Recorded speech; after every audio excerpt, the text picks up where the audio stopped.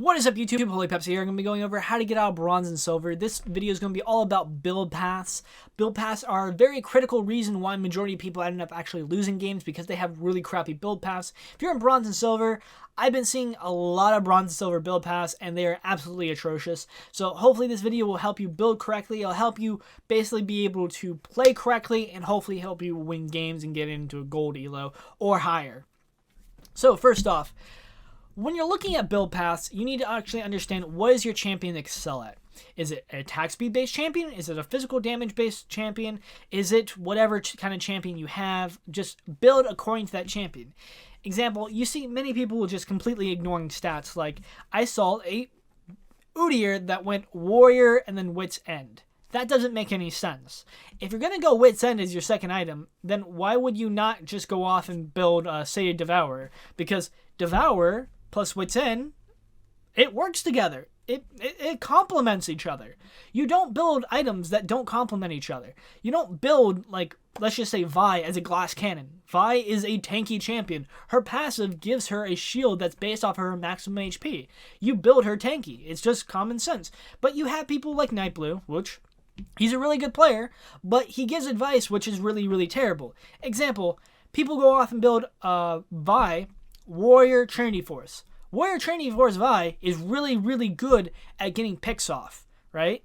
It's very, very bad at team fighting because what happens is when Vi goes into a team fight as a glass cannon, she gets killed. It's just common sense. And sure, at challenger level elo, you can get picks, you can get a really good advantage, and then you can team fight and completely stomp them. In bronze and silver level elo, it doesn't work like that. What's going to happen is, 1, you're going to get forced into a team fight because of your team. 2, you're going to go in. 3, you're going to die. And even if you do play her decently, it's just more effective and just better off going off and building her tanky and then going like a major Trinity Force item as a power spike item.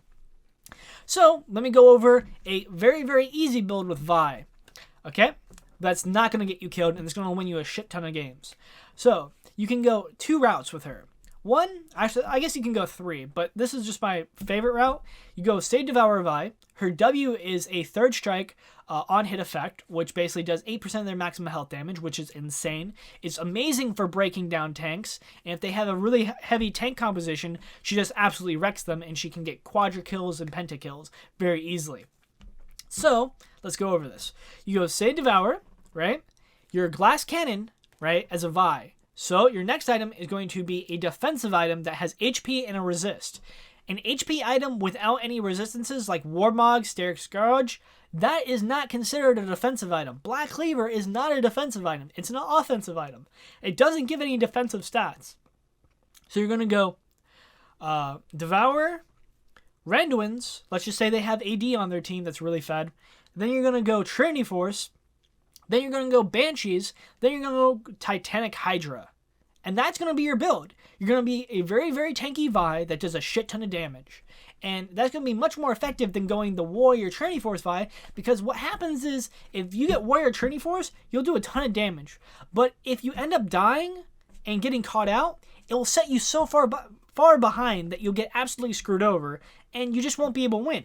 Now, people in Challenger Elo, they have really good mechanics. They know when they can and cannot go in. That's the reason why Nightblue pulls it off. That's just how it works. So, if you're in Bronze and Silver, and you're trying to do something at what a Challenger level player is doing, obviously it's not going to work out in the same way, and most likely that's the reason why you're losing games. So let's go over some APC builds because majority of AP carries can follow this very, very simple build path. Alright, we have the 3 standard APC build paths. We have the Rod of Ages build path, we have the CDR build path, and we have the Abyssal Scepter build path.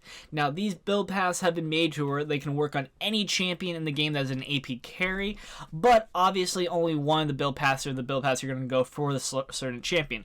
Example, the Rod of Ages build path is mainly generalized for champions that want to be basically in close proximity and need to have the basically the sustain to take some damage and still output some damage. So champions like Kha'Zix, Aurelian Soul, whereas the CDR build path is more for farcasters such as Lux, Syndra, pretty much Xerath, like majority of the APCs in the game. And the Abyssal Scepter build path is generalized for melee champions like Diana, Ekko, etc.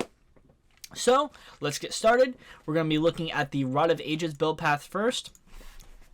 Now, with the Rod of Ages build path, you actually have the opportunity of going Archangel Staff. You have Rod of Ages. You can go into Zhonya's, Luna's Ekko, Archangel Staff. Archangel Staff synergizes very well with the Rod of Ages. If you're not going Rod of Ages, I wouldn't recommend going Archangel Staff because it's just really not that amazing. And if you do go Archangel Staff with Rod of Ages, even if it doesn't have stacks, you're still getting an insane amount of bonus ability power because of the Rod of Ages, because of its passive. So it's just really good. Your third item, of course, is going to be magic penetration. During the time you get your first two items, by that time, most likely you're going to actually end up having team fights and they're going to start building magic resist against you. So that's the perfect time that you're going to be going off and getting magic penetration. Your fourth item, of course, is going to be Death Cap. You do not get Death Cap as your second item because you're not going to be utilizing its passive. Death Cap is only worthwhile if you actually have the ability power to use it. So that is the reason why it's a fourth item. You want it to be your power spike item. You don't want to sit on it when it gives you maybe 30, 40, 50 AP as bonus. That's not really that substantial. And then your final item is going to be your item of your choice. You've already got basically the core down, so you can pick up whatever needlessly large rod item that you did not get. Obviously, you're most likely not going to want to get Archangel Staff because you're going to want to stack that beforehand. But if you decide to go Zhonya's, you could get Luna's Ekko, you could get Rylai's, you could get Lindri's Torment for the extra magic penetration. The choice is yours. So let's look at the CDR build path. Now, the CDR build path has a different start. It has a magic resist start or it has an offensive start.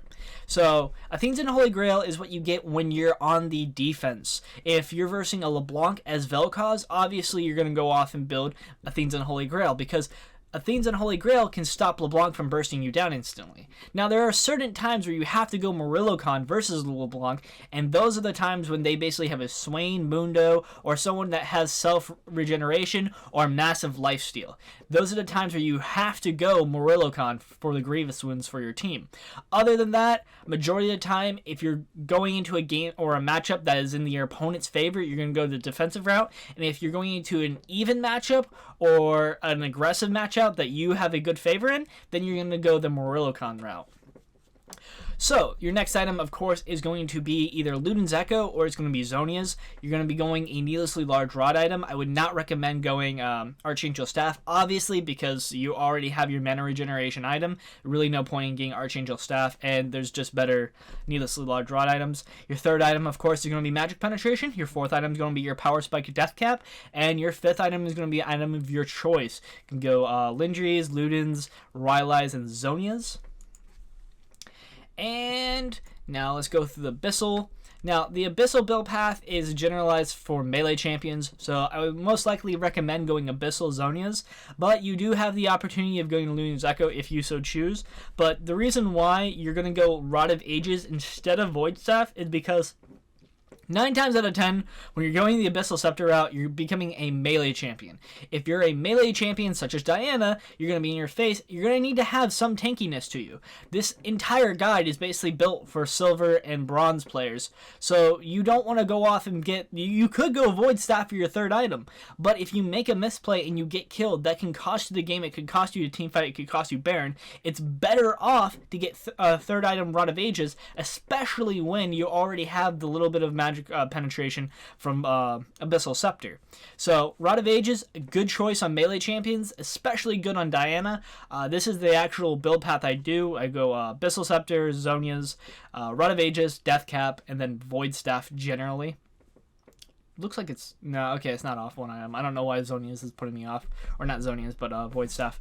But, yeah. Alright, so now we're going to be talking about glass cannon junglers, and then we're going to be going to top lane to top off the video. So, now we're looking at Rango and Kha'Zix. Those are the two main glass cannon junglers that are played in the current meta. And actually pretty much the only glass cannon junglers there are, because everyone else generally builds a defensive item. So, with Rango and Kha'Zix, they both have abilities that they just basically jump in and get massive amounts of kills, but they can be easily killed during team fights. So to stop that, you're basically going to get two defensive items, one being a defensive item, but an offensive item at the same time. So really, you're only going to be investing your gold into one pure defensive item, which is really, really good. So the build path is that you're going to start off and go Warrior, Hydra, obviously, and then you're going to get Black Cleaver, or you can, you're actually going to get Black Cleaver, Randuin's, Maw, and then your final item is going to be Armor Penetration. So yes, I know, that sounds really weird. It's obviously is pretty weird. You're going to have about like 2.5k to 2.7k. You're going to have Maw for the match resist. You're going to have Randuin's for the armor. And that's going to allow you to take quite a bit of damage when you jump into team fights in case you make a misplay. Now, obviously, if you're in higher elo, then you're most likely not going to do that build because you're going to just go the full glass cannon route. But this, again, this guide is basically geared towards people who tend to make misplays. If you make misplays, you can still do shit tons of damage before you get killed, especially when you basically have Maw and you have Randuin's that basically prevents it from, if you get attacked by the AD carry, get attacked by the APC, you're not going to get instantly bursted down unless the entire team is focusing you. Whereas sometimes, if you get caught out, you can actually live, pick up a few kills, and get out. And I've had that happen to me in Plat Elo, and it's like, damn, why the hell is Cost so tanky?